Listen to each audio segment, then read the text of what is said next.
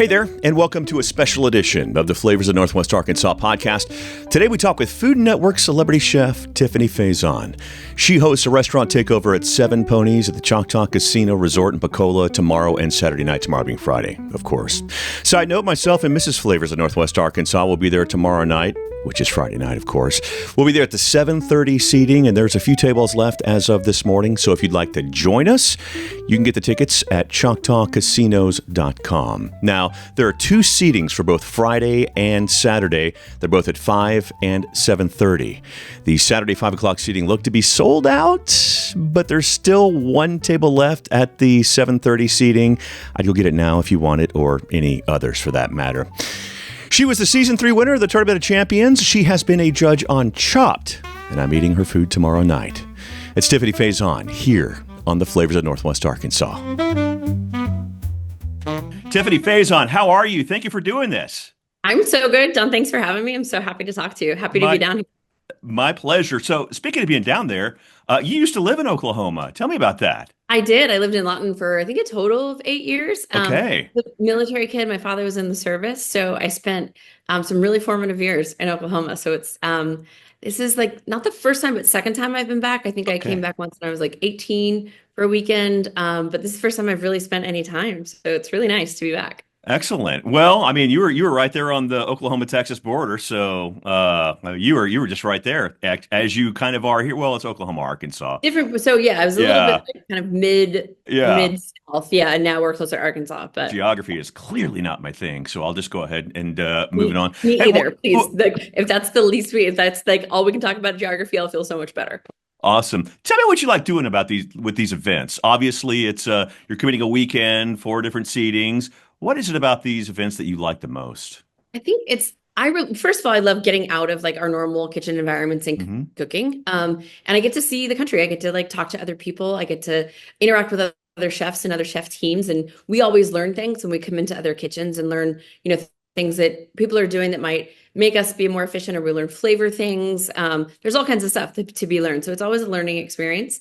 And for us, I think really specifically when like I spend a lot of my time on TV and I cook on TV a lot. And, the sort of the one gap between like, you watch a basketball game on television and you see it live, there's differences, but it's still basketball. You can understand everything that happens. And there's this missing component of not being able to taste the food when you watch people compete on television or cook on television. So it's this wonderful way to kind of bridge that gap, speak to people, get to meet people. I'm in your living room a lot, but I don't get to meet the people that are sitting in their living room watching me. So it's just a really nice bridge in that gap.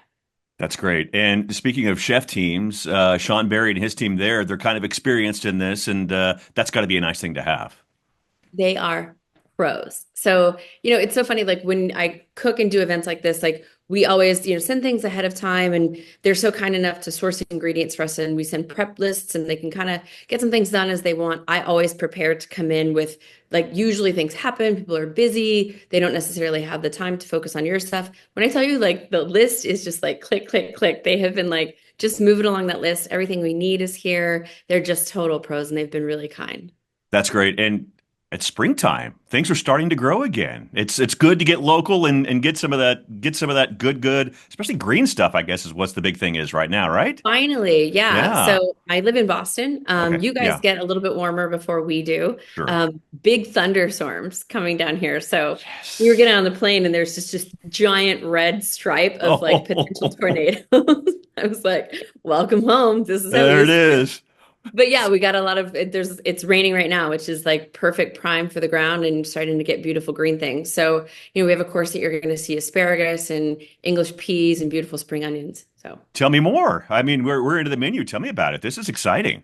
It's really fun. So, I want to do something that I feel like is, exciting for us and brings a bit of like some Southern stuff and some stuff that's maybe a little bit New England influenced, and then a little global stuff as well. That's kind of where I live. So the first course is a popover salad, kind of Yorkshire pudding, if you will. So taking that idea of like, traditional roast that you would find with like prime rib or whatever in New England and making like a beautiful salad out of that. So we're using watercress and spinach and beautiful baby red romaine and doing like a salad that's kind of flowing out of that with a little bit of blue cheese and some candied nuts. So a nice way to kind of get it going where it's a salad, but it doesn't Mm. feel like it's, it doesn't feel like just too much greenery. It feels more substantial in that way because we really are still coming out of the cold. Like it's okay to have Sure. things that are, yeah, not super summery yet and super springy yet. Our second course is really fun. It's the idea of like a croque monsieur. So like that French Okay. sandwich that you would make, but instead of doing like a ham kind of filling in the middle and cheese, I'm using Gruyere and Comté, really Yum. common cheeses like French cheeses with it. And then I'm making like more of like a Southern style chicken salad on the inside of it. We're going to toast those sandwiches and then put it with like a ranch style Mornay. So Ooh. Mornay is it's like a mother sauce for us in cooking. It's kind of like a creamy cheese finished sauce, and we're going to make it in the style of ranch dressing. So that's just Outstanding. super fun. And you'll find the peas and the asparagus and the spring onions on that. So it's kind of taking something it's really fun and understood and adding some like beautiful bright green, like springy qualities to it. So that's kind of like it's where I live, kind of like Yeah. playful, sophisticated, It's great. understanding, and fresh. Yeah, Yeah. for sure. And then the final savory course is spring, or it's like a shrimp mojo. So almost like a Puerto Rican style shrimp. We're marinating it in like lots of citrus and garlic, oregano, herbs.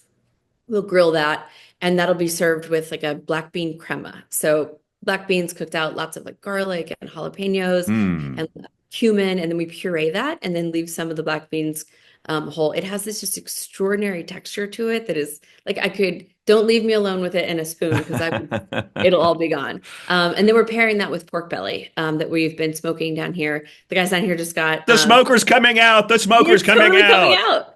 So they Love did it. a bunch of trial and error stuff. They just got a new smoker and they seasoned it for us. And that pork belly, I think the second round of it's coming out in like an hour. So we'll do Oh. a little smoked pork belly with Southern style greens. So just greens that we've like cooked down, kind of really traditional Southern, but we're going to continue to cook it down where it becomes almost like cream greens without cream. So, Yum. and then we have a chocolate silk pie, like a silk chiffon pie that we're finishing it with. Like, how do you not I get mean, chocolate pie? that's perfect. That's Yeah. perfect. Well, awesome. I'm looking forward to it. I'm at the 7:30 tomorrow night. So, Okay, awesome. I'll come join you. yeah, looking forward to meeting you. And you can meet Mrs. Flavors of Northwest Arkansas. She's excited. We'll be Oh, down there. I good. know there'll be more people down there, obviously, but always an exciting event, these takeovers. And we're really, really, really looking forward to yours. And thank you so A much for lot your of fun time. chefs coming down here and have been down here. Yeah. So yeah, and it's one of those things we sort of all talk to each other, and everyone across the board has just had incredible experiences with the chefs down here and really fun time with the crowd. So people, all of us, speaking for like me and Jet and Manit's coming and Rocco, like we're all just super happy to be here, and it's been great for all of us. Fun, fun, fun. Looking forward to it. Thanks so much for your time. And I don't want to take away any more because it sounds like that silk pie is in the process, and I don't want to mess it It's up time for to you. go pull some pork belly out of the smoker. Oh, So that's I will what it is. see. That's what it is. The pork belly. Go, Yes, go, I go, will go. see. I'll see you and your better half for date night tomorrow night. Thank you. I appreciate it. See you then. Really nice to talk to you. Nice Thanks, to John. talk to you as well. Appreciate it. Bye bye.